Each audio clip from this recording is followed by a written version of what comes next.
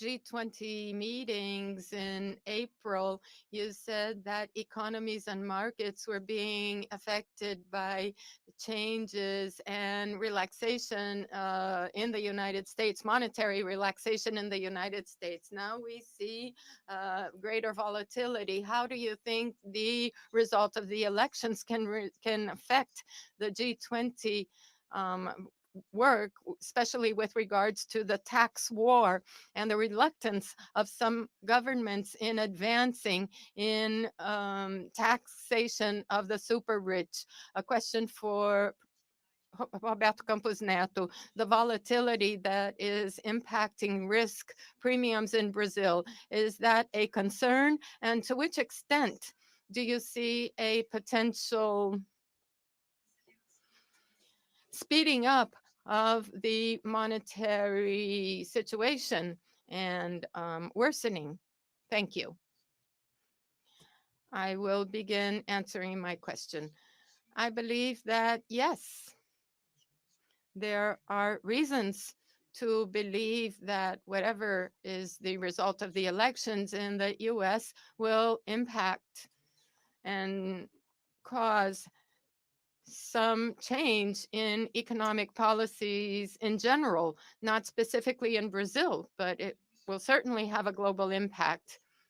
And judging from the candidates' declarations themselves, and also with the accommodation of the government, how will this translate into effective policies? And but whatever happens will, of course, have international repercussions. And Brazil is a country that is fully connected with the rest of the world in terms of trade, services, finance, and we must be prepared for any scenario.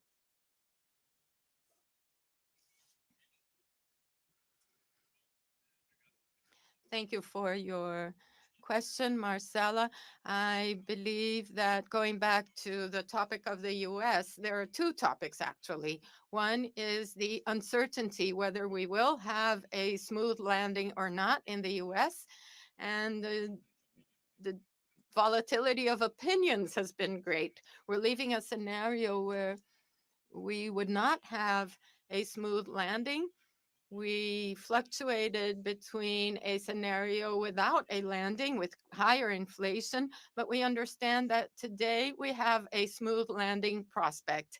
Another point related to the elections, when we look at the candidates and both the Democrats and the Republicans, they bring three dimensions. One is related to migration, another with fiscal expansion, and the third is regarding protectionism, and all three raise inflation.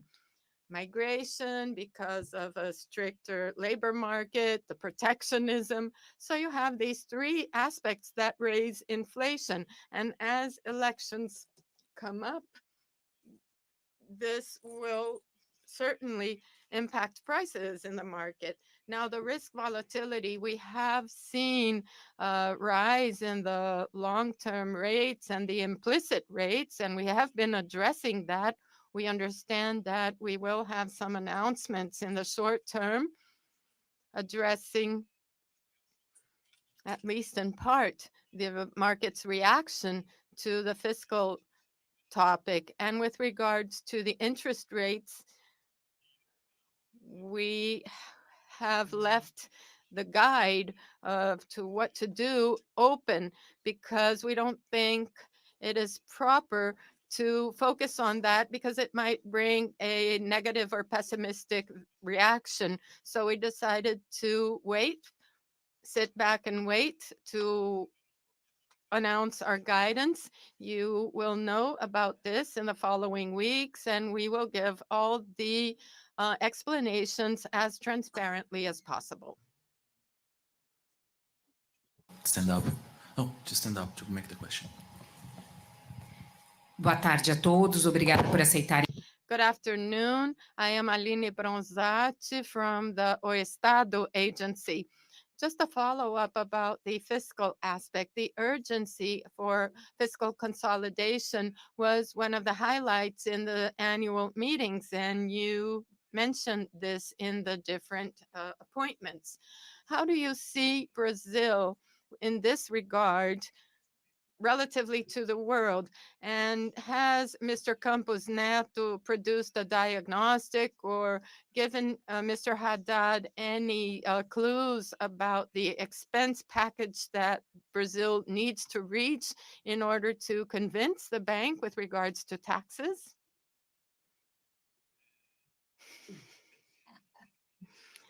No, I think this should be answered by the minister, and I do not give clues. Actually, we do talk about the economic scenario, and the important part is not what the bank expects. The tax part is important for the central bank because it does impact our macroeconomic variables, and it is part of our framework, the variables that influence our decision making. So only in this regard is it relevant for the central bank. And that's why we mention it sometimes, because we have to explain our function and our reaction in a transparent way to the market. I believe that all my answers to this question have been very transparent. And with regards to what I imagine for the Brazilian economy is the strengthening of a decision that has already been made. Last March, when after presenting to all of the economic area and to the central bank the design of our tax framework. So in my view, it's not a matter of reformulating, just reinforcing or ensuring the economic agents, workers, businessmen, investors in general, that those terms and parameters are credible to the mid and long term. So, and this is how I treat the tax issue, considering the measures that are necessary to reinforce and strengthen the parameters that have been approved by the National Congress and by the executive branch, and which are part of what I see as part of the sustainability of Brazilian public finance. So I believe in these parameters, and if we need to strengthen them, this is the path we will take, because it is a position that was established last year. Strengthening them or reinforcing them is just strengthening a decision that has already been made. Your second question, or a second part of your question that I did not answer, one of the conclusions of the IMF began in Marrakesh is that the global agenda was rising too much, that the world has faced COVID very well, but that it was too expensive. It came at a very high cost, and that the world would have to address this sooner or later. And when we look at what the countries produce, Brazil is above average. I have been talking about that. I think that the market prices are a little too exaggerated now.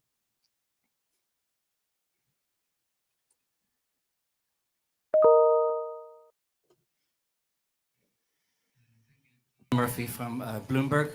I wanted to ask about China. And as you know, China is midway of rolling out its biggest stimulus since the pandemic, but we still don't know what the physical spending or the physical amount will be. So I'd like to ask you, what's your assessment of China's recent measures to boost its economy? And what should the focus of any fiscal spending be, perhaps? We noted that Chinese officials this week haven't made any public announcements here during the meetings. Obviously, you just mentioned transparency. Why do you think this might be the case? Is there some reluctance for them to express and sort of communicate the sort of thinking behind their economic stimulus, given that it is the world's second largest economy? Thank you. Olha, nós We are monitoring the evolution of the Chinese economy in a vigilant manner because they are Brazil's major trade partner, although Brazil is very balanced in its relations with other important regions of the world, the European Union, the US, and South America. There is a set of measures that are being considered, but not so much announced by the Chinese officials. Recently, We went to China recently with a delegation of Brazilian economic officials, and one of the reasons was to get a better understanding of their economic prospects. And on the other hand, we want to straighten our relationships with regards to trade, investment, and finance.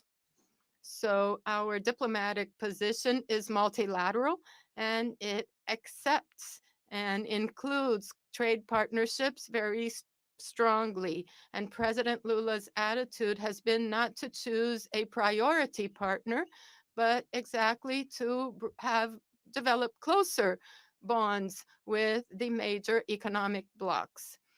I went to the White House 2 days ago and to discuss this. And I mentioned that in President Lula's first bilateral meeting with President Biden and their teams, one of the wishes expressed by Brazil was to explore the possibility of connecting our productive structures and our development plans with the Inflation Reduction Act here, trying to explore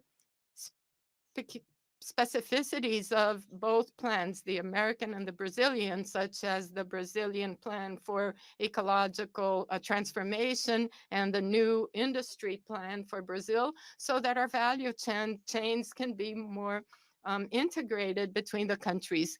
Also, efforts with the European Union, especially France, which resists the Mercosur-Europe agreement, also in the sense of trying to improving our ties with them. So I want to make it clear that although there might be some insecurity about the stimulus measures that China may take, Brazil is still exploiting all the possibilities and alternatives we have ahead of us.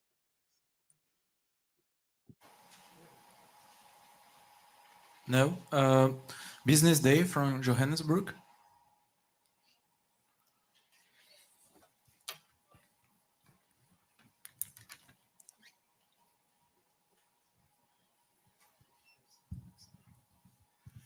Yeah, my name is Boniface Ihelsota from Excel Magazine International, Washington, D.C. How will G20 countries address global economic challenges?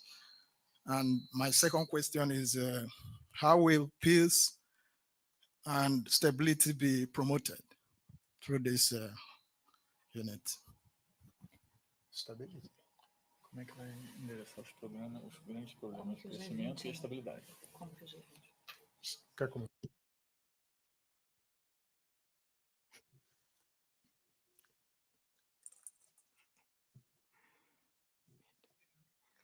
Actually, this is not a topic that is exclusive to the G20. Maybe the financial track of the G20 was created exactly because of the international turmoils in 2008 and other such situations. And the measures, the group's attitude and the measures that were taken, such as the creation of the FSB and others, were to bring more stability. And if I understand my colleagues today during the ministerial meeting when we celebrated the 25 years of the financial track, we are all very comfortable with the fact that in a certain sense, the finance track has fulfilled its mission to create, with all those 27 countries, overcoming the crisis of 2008 and the pandemic in 2019 and improve the effects in the economy in general. And all the colleagues reminded us and remembered during the meeting that these challenges that were somehow overcome will still be present in the future, and they may be as challenging as all the latest ones. So there is a very extensive reforms agenda that involves not only the G20, but the OECD, the UN system, in the sense of seeking instruments to bring balance. And the communique today was also a consensus.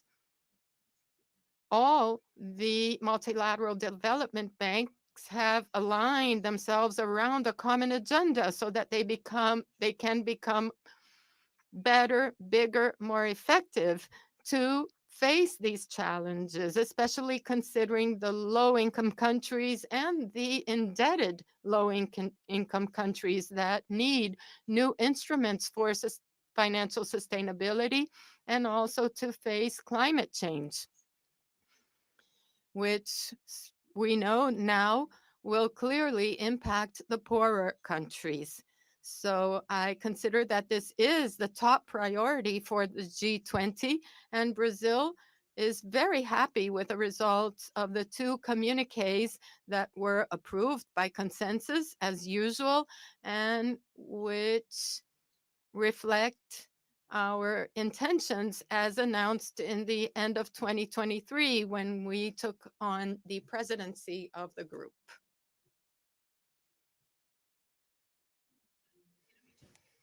Business Day in Johannesburg. Brazil hands over the chair of the G20 to South Africa on the 1st of December.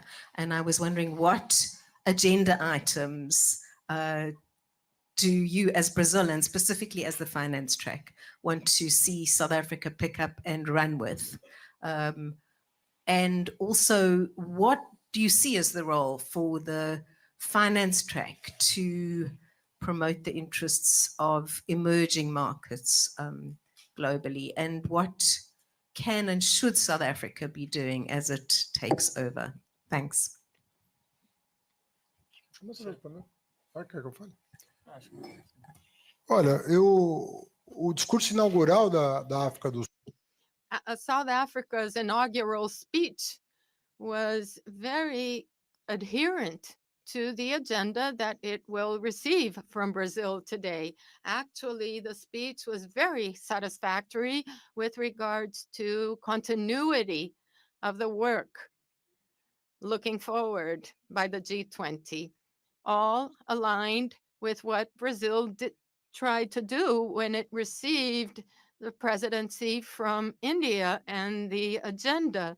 So I believe that with the announcement of South Africa's priorities, none of the topics that are dear to Brazil will be away from this agenda. And of course, they will try to bring their own, bring their own character and mark.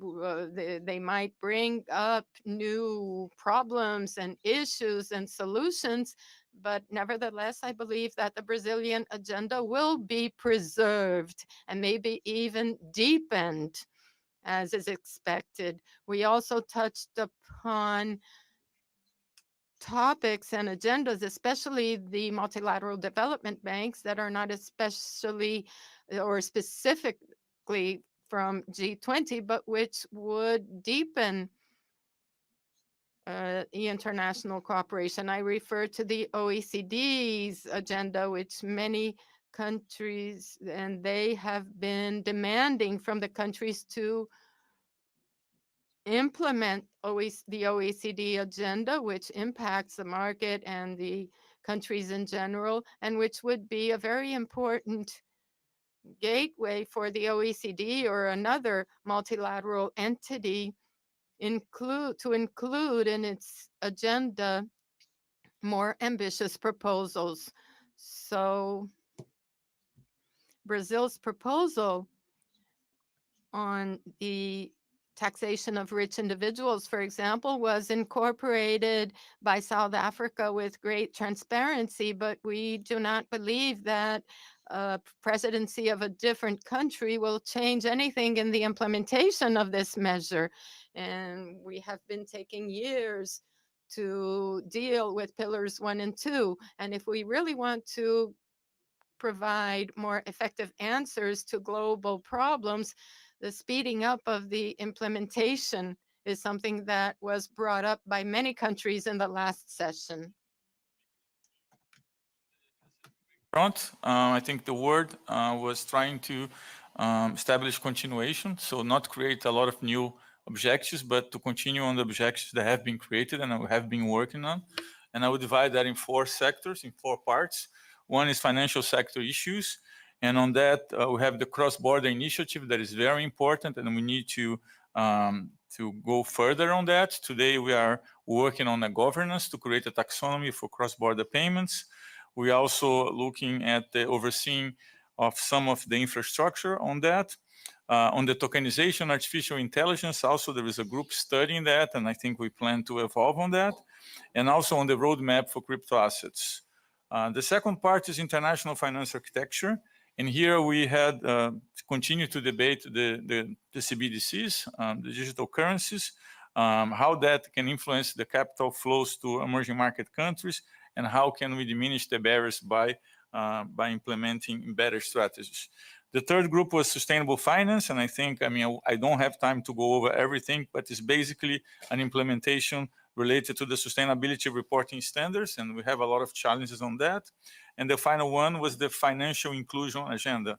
And here we understand that everybody welcome the definition of financial well-being that we worked on, and there is a general agreement on working more on how that's going to develop, and also on options to improve the last mile in terms of the quality of people going into the financial inclusion. And also develop a plan action for the financing of less developed economies through innovation and through creating market structures that can facilitate that. Thank you. Boa tarde, Larissa Garcia, da Good afternoon, Larissa Garcia, Manai Agency, for the President of the Central Bank and for Director Paulo. The cycle of an increase in interest rates, what is being said, and the focus is not enough to put inflation targets for the Monetary Policy Council projections. But even then, the focus is not involved very much. The market is not really believing that the central bank is going to be doing whatever is needed to put inflation targets back on track. So why do you not, central bank, correct this in your discourse to put the market pricing in the right place and being direct? Will the Monetary Policy Council increase the rates up until the projection is in target above of what the focus is? A question to the minister now. Along the same lines, I want to ask about inflation targets. A few analysts have been asking the viability of having a low inflation target, because with our fiscal adjustments today, the goal penalizes very much the country in terms of monetary restrictions.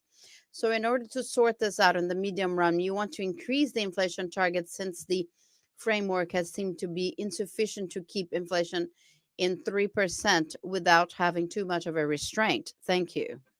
Larissa, só detalhe que isso é Larissa, this is a G20 press conference. I understand your question. Yeah, but we need to be focusing on the G20. I will answer your questions as quick as I can. We have other people willing to know about the G20 related topics. But in relation to your question, the central bank doesn't only work with a thermometer of what the market pricing is. The central bank has internal models, internal projections. The central bank looks at inflation rates throughout research, and we now have a research with the private sector, not just market agents. So we have many instruments that we look at.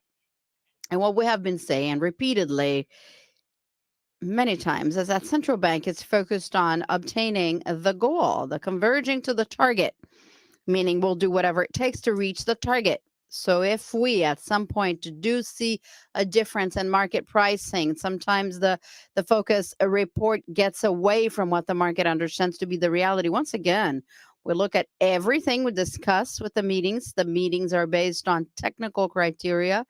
And this is what I can respond to your question. Minister, please.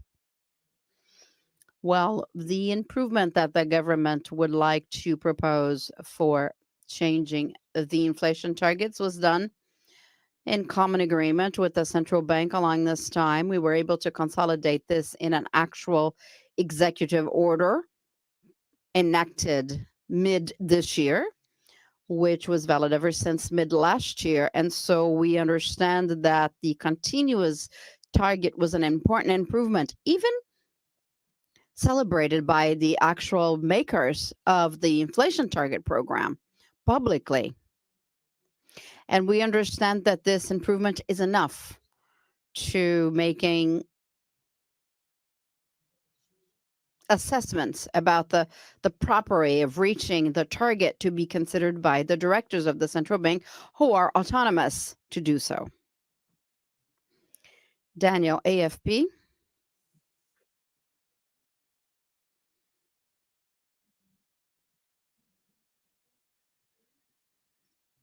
Much. I just wanted to ask about the COP next month in Baku. Following your meeting this morning, what are you hoping to achieve next month? More specifically, what level beyond 100 billion do you think would be a good target for the NCQG, the new collective quantified goal? And if I may, on taxation, what do you make of the discussions here about steps taken to tax the super rich, and what concrete efforts are you hoping for from South Africa when it takes over the presidency later this year?